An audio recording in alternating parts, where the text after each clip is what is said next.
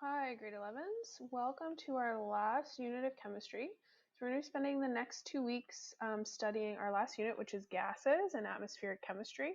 And then we'll be working on one last week of work um, where we'll be doing our final culminating for the course. We'll talk about that more in a couple weeks, but for now we're just going to get started in gases. So where we are in your textbook right now is 11.1 and 11.9. The pages you can see are there listed below. Okay. So, what are we going to be doing today? We're going to start off by talking about some of the ways gases are used in our everyday life.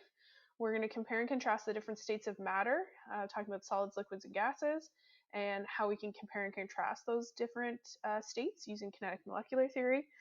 We're going to start off our study of some of the gas laws. Today we're going to go through one called Boyle's law, and we're going to be continuing on looking at the gas laws tomorrow and finishing those up. And then we will have some time to practice, and you will be submitting that work to me on Google Classroom. So learning goals for today: by the end of the class, what you should be able to do is describe the differences between solids, liquids, and gases in terms of kinetic molecular theory. And you should also be able to describe how pressure and volume in gases are related in terms of Boyle's law and kinetic molecular theory. Okay, so we use gases all around us, okay? If your car has something called a turbo engine, that's a type of engine which purposely sucks in a lot more gas from the surroundings so that the fuel in your car undergoes more complete combustion. So a lot of times cars that have a turbo engine in them, again, when you put on the gas and you have to go quickly, say on a highway, if you're trying to pass someone or get around something safely, which requires a little more speed, you're going to have a turbo engine, and it actually is sucking in more gas, so there's more oxygen available and therefore more complete combustion in the engine, and it also increases fuel economy. We know things like if you've ever been scuba diving or seen a scuba diver before, there's compressed containers of gas that allow for us to see parts of the world that we wouldn't see before. Also, if you've ever had any sort of surgery done before where you had to get put to sleep, so maybe if you have your wisdom teeth out, or earlier this year when I had my appendix out, I had to get put under general anesthesia, that's done through a compressed gas as well. A lot better than the ways they used to do surgery, where before we had these compressed gases, they would just strap you down to a table and tell you not to move. So I'm very glad that when I had to get my surgery done, there was those gases available to me. You should remember back from even elementary school science that we do have 3 states of matter: solids, liquids, and gases. And these are the 3 different sort of forms that matter can take on. And there's some similarities and differences that can most easily be compared using kinetic molecular theory. So there's elements on the periodic table that are in any of those 3 states at room temperature. So we would include things like metals. We know almost all the metals on the periodic table are solid at room temperature, like sodium, magnesium, barium. We do know that there's one liquid metal at room temperature, mercury, which looks like this. We can see at room temperature it's a liquid. And we have lots of gases on the periodic table. So things like the noble gases that we learned about back down in group 8. Okay, so there are pure elements in all of these 3 states at room temperature. Most periodic tables, if you have a colored one, or a lot of them, will post different colors of the elements so that you can see what state they're at room temperature. So what determines the state? What determines the state, if it's solid, liquid, or gas, are the intermolecular forces or the bond strength between molecules of that substance. So the bond between molecules in a solid state are the strongest, liquids are somewhere in the middle, and gases are the weakest. And that makes the most sense. That's why solids stay tightly packed together, liquids have a little bit more freedom, and gases are the most widely spread out. Okay? And we can explain this using kinetic molecular theory.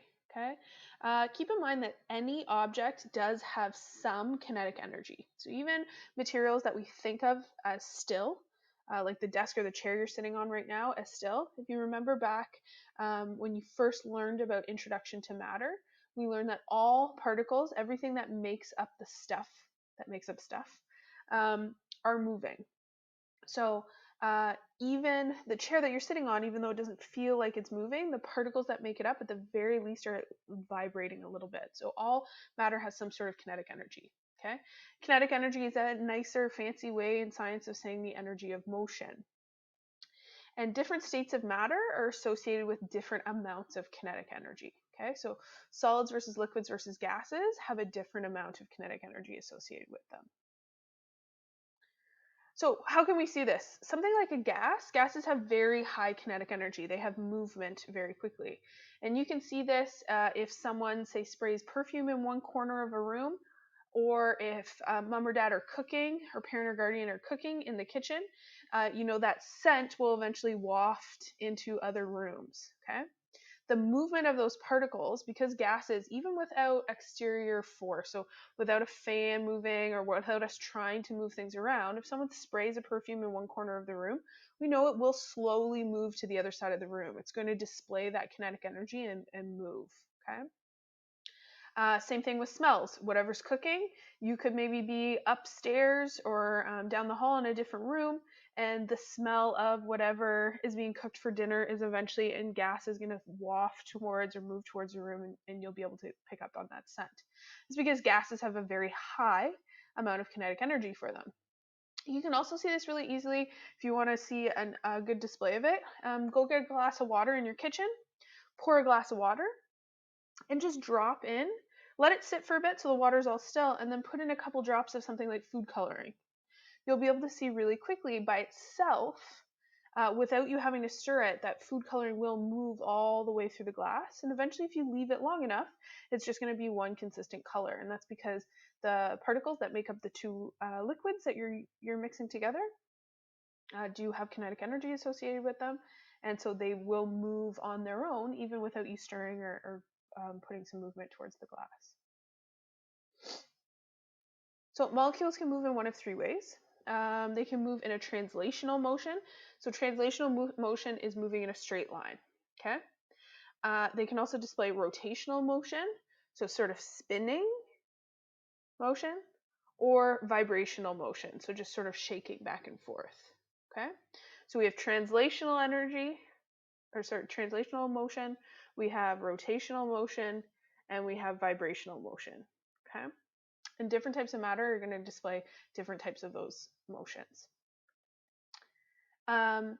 If molecules are restricted to only vibrational energy, that's generally going to be matter that's in the solid state. So for example, unlike those smells that can move from your kitchen down into your bedroom, or the food coloring that can move all throughout the glass by itself, if I put my pen down on the table in front of me, I don't have to worry about it floating across the room or ending up somewhere else. Okay. That's because the matter that makes up this pen is restricted to just vibrational energy. If I had a microscope that was strong enough, which I don't have, to actually look at the individual particles, you'd be able to see sort of them shaking, but it's such a small vibration we can't sense it. Okay, but it is there. Gases and liquids, though, on the other hand, will display all three types of motion. So unlike solid particles that are only going to vibrate, in solids and liquids and gases, they're going to be translating, they're going to be also rotating, and they're going to be vibrating. Okay, so it's sort of like they're vibrating, translating, and rotating. So they can display all three types of those energies or forms of movement. In general, gases, the particles that make up gases, have the most disorder associated with them. There's a lot of empty space in between the particles, and they have complete freedom of motion.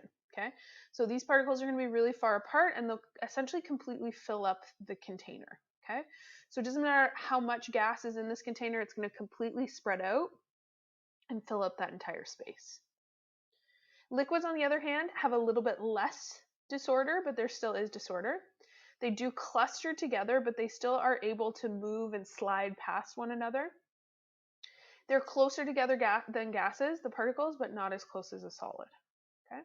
They do also take on the shape of the container, but they don't fill the container. Okay. So we can say this liquid, this glass is only half full. okay? Because the liquid's not going to expand to the entire cup like the gas will, but it will take on the shape of the cup. So if it's a circle cup, it's going to take on the shape of a circle. If it's a square, it's going to take on the shape of a square. Okay? And the last ones are solids, okay? They have very ordered arrangement, so the particles are going to be found in much more regular patterns. They're essentially in fixed positions other than the fact that they're vibrating, and the particles are much, much closer together, okay? And we know, we've learned this back in grade 9 and grade 10, but to get from a gas to a liquid, we need to cool or compress that gas. To get from a liquid to a solid, you need to cool and compress that gas as well. That's why if you take a glass of water and you put it in the freezer, it's going to go from a liquid to a solid. On the other hand, we know if we want to go from solid to liquid, we need to heat it up. Or if we want to go from liquid to a gas, we also need to heat it up or reduce the pressure. That's why if I take a pot of water and I put it on the stove and increase the heat, it's going to start to boil or turn into a gas. Okay, so if we have to summarize what we learned, and I'm going to make myself disappear so I can write this out for us. Solids, liquids, and gases, if we're explaining it using kinetic molecular theory. The space between particles in a solid, we know that they're very tightly packed.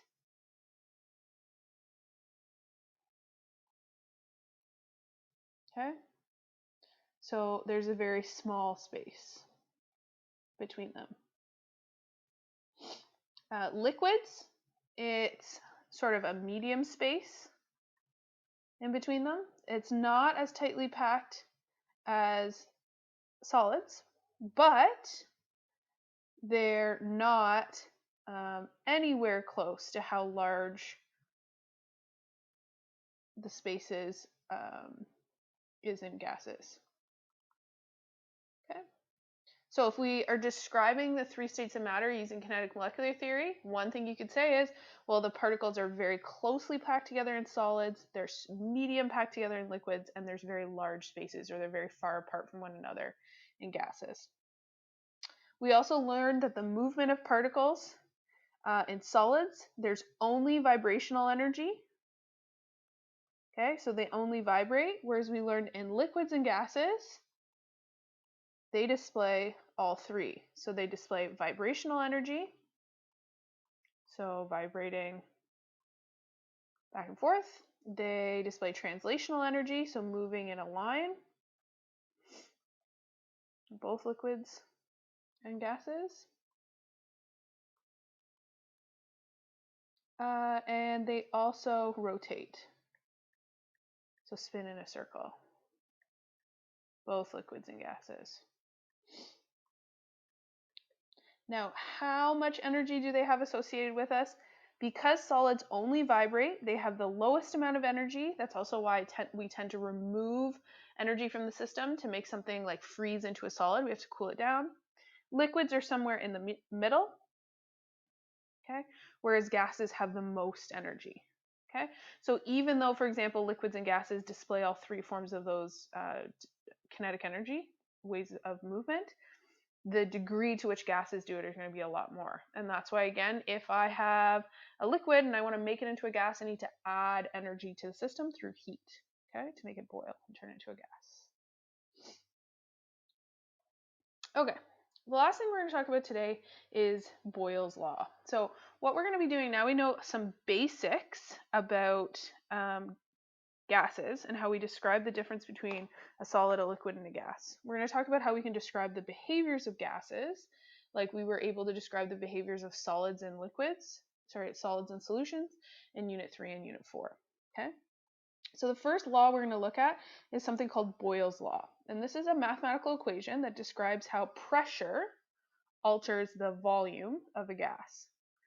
So you can actually take a look at this link here if you'd like. This is shared for you on our weekly calendar. Okay, so what we're going to be looking at is as we change the pressure of a gas, okay, how is the volume affected? So for example, if I increase the pressure here, what happens to the volume? Or if I decrease the volume here, what happens to the pressure? Okay, so we're going to be playing around with modifying pressure and volume today. Okay, and if you want to practice some of this out or test out some of the problems that you're going to be practicing at the end of the lesson, you can take a look at our ideal gas law simulator. Okay, it is hyperlinked in our calendar for this week. Okay, you can take a look at it. So let's see, how do we use this equation? So the equation says P1V1, or the pressure and volume of the first condition the gas is under, is going to be equal to P2V2, okay? Or the second pressure and the second volume the gas is under. It's very similar, and we're going to see that the way we solve for these is going to be really similar to our dilution calculation, if you remember, which was C1V1 equals C2V2. Okay? If you could do those dilution calculations, you should be able to use Boyle's law pretty easily. So, before we start practicing the math, what does that actually mean? What are we actually taking a look at? Well, what we're seeing in Boyle's law is as the pressure on the gas increases. Okay, so the more we squish and push a gas tightly together, the volume of the gas will decrease proportionally. Okay, so what I'm saying, for example, if I double the pressure of a gas, it's going to decrease proportionally. So I'm going to divide the volume by half. Okay, so because I put in twice as much pressure, there's going to be half as much volume taken up. Okay, this is also provided that the temperature and the amount of gas stays constant. We're going to be looking at what happens if we change things like the amount or the temperature tomorrow. Okay, so essentially what that's saying in words is as pressure increases on a gas, the volume will decrease. They're going to move in opposite directions. And like we said, it's proportional. If this is going to increase by 2, this is going to divide by 2. Okay? It's a proportional relationship. Now, what do I mean by pressure? Pressure is measured in something called pascals. Okay? This represents 1 Newton of force on an area of 1 meter square. If you've been taking physics, you may have been talking a little bit about newtons. If not, don't worry about it. It's just a measure, essentially, of how much pressure or how much force is being pushed down upon something. Atmospheric pressure, so what the average pressure is just outside on a normal day, is about 100 pascals, or you could say 1 kilopascal. Remember, whenever we see something like K in front of something, it generally means 1,000. So that's why, for example, a meter is equal to, or 1,000 meters is equal to 1 kilometer. Kilo being that prefix, generally meaning 1,000. At times it used to be measured in something called millimeters of mercury. That is another unit of measurement you may see in your textbook. We're not going to use that extensively. This actually comes from the old measurement tools that they used to use. Looks like this. You may see something like this at your doctor's office if you're getting your blood pressure taken. If they have an older blood pressure machine versus a newer digital one. They used to actually measure pressure and how much mercury would be inside this little tube here. How much it would go up or down. They would measure that in millimeters of mercury. Okay. So you may also be given pressure in something called atmosphere, and an atmosphere is essentially the average pressure of the atmosphere at sea level. Okay, so 1 atmosphere equals about 101.325 kilopascals, and oftentimes you would see this summarized to 1 atmosphere being equal to about 100 kilopascals. If you did have to convert between kilopascals and atmospheres, though, you would say the number of kilopascals is the atmosphere times the number of atmospheres times 101.325. Okay. Sometimes in questions as well, they may report to you that this reaction is undergone at STP or SATP. Now, STP generally used to be the standard that we did all of our calculations at. STP stands for standard temperature and pressure. Okay? Standard temperature and pressure, it's just a set of constants that was essentially decided upon. Said, okay, if you want a reaction to happen at a consistent matter or consistent state, we're going to generally just say, let's do it at STP, which is 0 degrees Celsius and 101.325 kilopascals. Now, generally, we don't use STP anymore. We use SATP, which stands for standard ambient temperature and pressure. That standard set of conditions is 25 degrees Celsius and 100 kilopascals. Now, why did we make the change? Well, if you're a researcher and you're doing research, for one, it's a lot more comfortable to be doing research at SATP because 25 degrees is about room temperature in comparison to having to do all your experiments in like a freezer. Also, the 100 kilopascals versus the 101.325 a lot of times makes your math a little bit easier. Okay, so often you're going to see more research being done surrounding gases done at SATP, or standard ambient pressure and temperature, versus SAP, okay, standard temperature pressure. Okay, so let's see, how would we use Boyle's law? It says a 2-liter party balloon is at 98 kilopascals, is taken to the top of a mountain where the pressure is 75 kilopascals. Assume the temperature is the same, that's important. What's the volume of the new balloon? Okay. Well, we learned that our formula is P1 V1 equals P2 V2. So what did we start at? We started with a 2-liter party balloon at 98 kilopascals. So these are going to be my ones. Okay. Just like in our dilution calculations, the math itself isn't necessarily tricky. It's just making sure you've paired up all of your information correctly. Okay.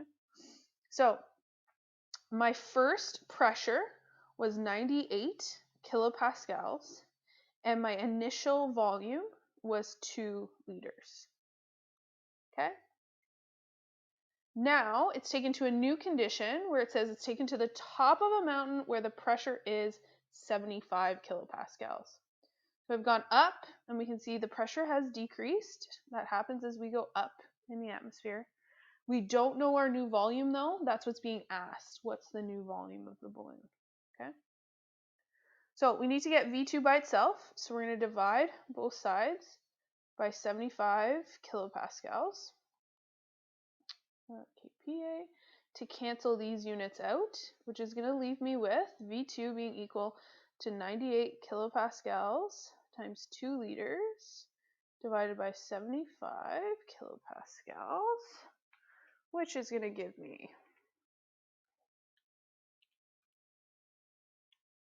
plug that into my calculator, and I'm going to report this to two significant figures, 2.6, and this is going to be in liters because this was in liters. Now, what I would encourage you to do with these simple gas law questions is we would say, okay, my volume has increased. It's gone from 2 liters to 2.6 liters. Does that make sense? Well, my pressure has been alleviated, so I've taken away some of that force that's sort of pushing the balloon into a smaller, tighter area. And we know that if pressure decreases, our volume should increase, right? Because they move in opposite directions. So does it make sense that I got a bigger volume? Yeah, it does if I reason through it. Pressure decreased, so volume should increase. They move in the opposite direction. So without even checking an answer key, or if I was writing this on a test or a quiz or an exam, I would know that I would have some degree of confidence that I didn't do my math incorrectly because my answer makes sense. Okay. Also, if this was a quiz question on a test, a quiz, or an exam, I would likely give you, like we've been doing all year, a mark for your formula, a mark for showing your work, including units, and a mark for your final answer with units and correct number of significant figures. Okay. Let's try one more. It says a 5-liter party balloon is taken from the top of the mountain where the pressure is 173 kilopascals down into a volume. So this is my first set of conditions. The volume is now only 225 liters. Okay. But assume the temperature stays the same. What's the air pressure in the valley? So I'm going to still use my P1 V1 equals P2 V2. My initial pressure is 173 kilopascals, and my initial volume was 5 liters. That's where my balloon started. My new pressure, that's what I'm actually calculating. So I don't know what my P2 is yet, but I do know that my volume was 2.25 liters. Okay? So I want to get P2 by itself, right? So I'm going to divide both sides by 2.25 liters.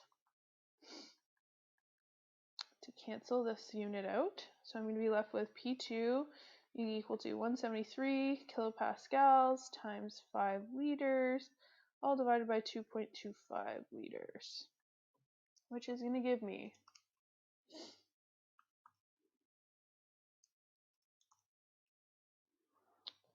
and I'm going to report this to, if I look, here's 2 significant figures, 3 significant figures, and 3 significant figures. So I'm going to report this as 3.8 times 10 to the 2 kilopascals, okay, or about 380 kilopascals. Now, does that make sense? Well, my volume has decreased. It's gone from 5 liters to 2.25 liters. So if my volume decreased, my pressure should do the opposite. So if my volume decreased, my pressure should therefore increase. And we started at 173, and I now have about 380. So it makes sense. I probably didn't make any mistakes with my math, so I can be confident in the answer. Okay, so what I would like you to do, if you go on Google Classroom, there's some practice problems for you to take a look at. Okay, use this gas law simulator if it will help you. Okay, you're going to go through those solutions, and you can either do them directly on the worksheet if you're comfortable showing the math calculations on your Word docs, or if you would like, you can also take a picture of your hard copy of work. Okay. If you have any problems or you're confused, check out my office hours, check out our FAQ page, or reach out to me by email. Okay, thanks so much. Hopefully you are all staying safe, staying healthy, and staying at home. Looking forward to hopefully seeing you guys soon.